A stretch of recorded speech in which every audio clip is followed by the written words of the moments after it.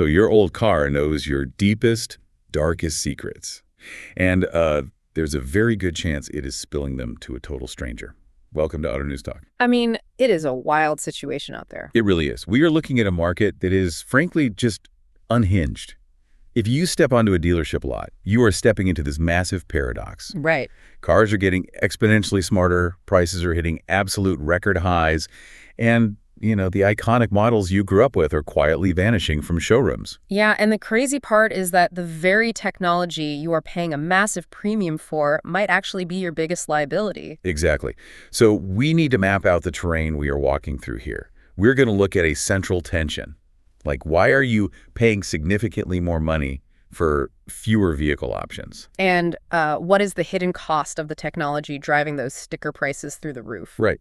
We are tracking the complete life cycle of the modern car market to figure out how automakers and dealerships are surviving this transition. Because every single shift we are seeing across the industry is a direct reaction to a market that is desperately trying to balance cutting-edge silicon-based tech with, well, basic human affordability. Yeah, that affordability piece is huge.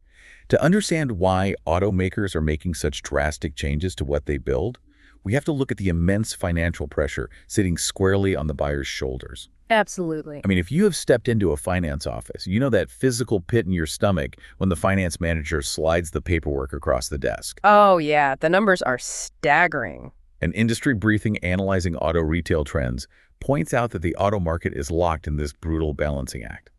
Demand remains steady because people need transportation, obviously. Oh, wait, you gotta get to work. But the affordability strain is entirely rewiring buyer behavior.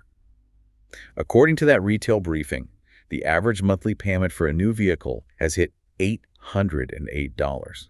$808 a month? I mean, that is not a car payment. For a lot of households, that is starting to rival what a mortgage payment or rent looked like not that long ago. Seriously. And what is critical to understand here is that the used vehicle market is no longer offering that traditional safe haven it used to. That same retail briefing highlights that used vehicle prices remain painfully firm. And firm is putting it mildly. Yeah, the average listing price is sitting at $27,027. Which means consumers simply cannot afford to be loyal anymore. The briefing explicitly notes that price is overtaking brand loyalty. Right. People who might have been, diehard loyalists to one specific badge, like a family who only buys one specific brand of truck, they are jumping ship just to make the math work. And this creates a severe ripple effect of risk across the entire financial system. The retail briefing actually quotes an industry source warning that auto lenders and dealers are seeing a massive spike in fraud risks. Wait, really? Fraud is going up just because of the prices? Yeah, the mechanics of it are pretty straightforward. As auto loans start approaching the $50,000 mark on average, it creates a much bigger, much more lucrative pot for sophisticated fraudsters to target. Oh, I see. They are using synthetic identities and fake income verification because the payout on a stolen $50,000 asset is just, it's worth the effort. The stakes of every transaction are massively higher. But reading through that retail market briefing, there is a limitation that really stands out to me.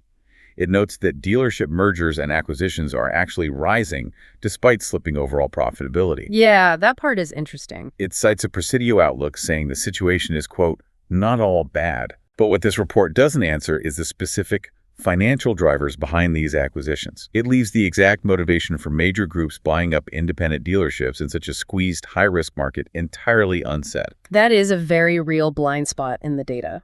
But the broader takeaway remains undeniable. The financial squeeze is altering the landscape. It feels like going to your favorite restaurant, but the menu is shrinking while the bill is doubling. You are paying more for far fewer options. That is a perfect way to look at it. And that tension perfectly explains a massive shift happening on the manufacturing side. An industry report detailing what automakers or OEMs are planning reveals that they are aggressively culling their U.S. lineups for the 2027 model year. This is a fundamental restructuring of the market. I mean, when you look at the list of what is being cut, The sheer variety is what stands out. It's wildly diverse. Sedans, sports cars, crossovers, commercial vans, and even electric vehicles are all on the chopping block. Yeah, it's not just one type of car. The OEM report lists everything from the Honda Prologue EV and the Chevy BrightDrop electric van to luxury mainstays like the Tesla Model S and the Toyota GR Supra. Wow. Even the Ford Escape is reportedly going away, leaving only the Bronco Sport in its wake for that entire segment. And let's think about the mechanics of why an automaker does this. When capital gets expensive and consumers are struggling to afford that $800 payment, an OEM cannot afford to run a manufacturing line for a vehicle with thin profit margins. They just have to cut the fat. Exactly. They are consolidating their engineering resources around proven, high-margin vehicles. But the implication for the retail side is severe. Dealerships are going to have literal physical holes in their inventory. Yeah, when you remove a familiar volume seller like the Escape, it completely alters the showroom strategy. Right. Dealers have to figure out how to pivot their marketing and reallocate massive amounts of floor space. But again, I'm left with a question this data doesn't answer. Like, what exactly will replace these volume gaps in the long term for these dealerships? The OEM report details what is leaving the factory, but it doesn't map out the survival strategy for the lots that are going to be left half empty. That raises the next major hurdle for the automakers. With lineups shrinking and prices rising, they still desperately need a way to generate excitement and preserve their brand identity. But they have to do it without relying on the inefficient, gas-guzzling technology of the past that won't meet regulatory standards. Which leads us to a fascinating strategy. Automakers are cleverly recycling their heritage branding to mask the adoption of modern, highly efficient technology. Oh, this is the Dodge thing, right? Yeah. If you look at a strategy report tracking OEM moves, Dodge is teasing the return of the legendary Charger Super B. The Super B. I mean, that is a name that carries immense historical weight in the muscle car community. Huge weight. But here is the twist, the report points out. They are completely ditching the traditional Hemi V8 engine. Blasphemy for some people. Totally. Instead, Dodge is taking their iconic six-pack branding and repurposing it for a twin-turbocharged Hurricane inline-six engine. The report notes this new engine is actually expected to beat the old Scat Pack's performance, pushing past 550 horsepower and 531 pound-feet of torque. And we need to explain the mechanics of how that is even possible, because it is the core of this whole strategy. A traditional V8 relies on massive engine displacement, like literally just bigger cylinders burning more fuel to create power. Right, the old no replacement for displacement idea. Exactly. But an inline-six is a smaller, lighter engine. By adding twin turbochargers, they're forcing massive amounts of compressed air into those smaller cylinders. More air mixed with fuel creates a larger explosion. Which means you get more horsepower than a heavy V8, but with better efficiency when you aren't mashing the gas pedal. It's an incredible piece of engineering. Yeah. But I have a major pushback here. Are hardcore muscle car fans actually going to accept a turbocharged inline-six just because it has a nostalgic B logo slapped on the fender? That is the big gamble. Muscle car culture is entirely built around the sound and the rumble of a V8. The strategy report teasing this move completely leaves open the official confirmation of the name and the final verified performance specs. So we are just waiting to see if the reality lives up to the marketing hype. Right. What this teaser completely leaves open is whether buyers will actually bite. It is a massive psychological test. They are betting that heritage badging can smooth over the emotional transition away from the V8. But if we connect this back to our central tension of affordability, while physical engine tech is changing, it is actually the invisible software that is silently driving up the sticker price. That's a processing power. Yeah. Going back to that auto retail daily briefing we discussed, there is a striking detail hidden in the data. General Motors predicts their North American vehicle pricing will rise by 0.5% entirely due to the rising cost of artificial intelligence memory needed for advanced vehicle features. But hold on, so the physical metal, the rubber, the turbocharged engine, that isn't the only thing bumping the price. It's the computer memory required to run the AI. Yes, it is the tech cost paradox. As cars become rolling supercomputers, the silicon dictates the sticker price. That's insane. Modern vehicles need advanced AI memory because they are constantly processing millions of data points per second. Think about a modern driver assist system. Right, all the cameras and sensors. Exactly. It is simultaneously reading lane markers through a windshield camera, bouncing radar off the car in front of you, monitoring your eye movements, and predicting the trajectory of a pedestrian. Processing all of that requires massive neural processing units and high bandwidth memory. That silicon is incredibly expensive to source. So, to sell a vehicle with an $808 monthly payment, a vehicle whose price is being inflated by advanced AI memory, dealerships are realizing they have to upgrade their own tactics. They have to use technology to justify those prices and win over hesitant, financially strained buyers. Which brings us to how artificial intelligence is actually being deployed on the sales floor. And it is not the dystopian spam robot scenario most people picture. No, it's much more subtle. An in-depth article analyzing AI-powered customer engagement makes a very strong case for this. It argues that AI is most effective in auto retail, not as a blunt instrument to blindly automate leads, but as a silent support system. Connecting the dots behind the scenes. Yes. Its real value is connecting disjointed customer data across the entire buying journey. The article features insights from Jade Terberry at Cox Automotive, and the numbers she provides are very revealing about consumer expectations. Yeah, the adoption numbers are super interesting. Right now, only about 1 in 5 car buyers actively use AI shopping tools. But, and this is the crucial metric, 83% of consumers believe AI will fundamentally change how they shop for vehicles within the next decade. The expectation for a seamless, tech-driven experience is already baked into the consumer mindset. And when it works, the results are undeniable. The article highlights a phenomenal detail. On AutoTrader, shoppers who were referred by AI tools convert at more than twice the rate of typical traffic, and they spend 52% more time on the site. Because the AI is providing actual context, that tells us that high-performing dealers are moving way past generic marketing flyers. They are using AI to predict things like trade-in equity based on real-time market data. Or to trigger highly personalized service reminders just as your brake pads are likely wearing out. Exactly. And this perfectly echoes a finding from the retail briefing we discussed earlier, which stated bluntly that traditional marketing practices will no longer get the job done. Buyers are demanding absolute transparency and a better overall dealership culture. There was actually a great example of that cultural shift in the retail briefing.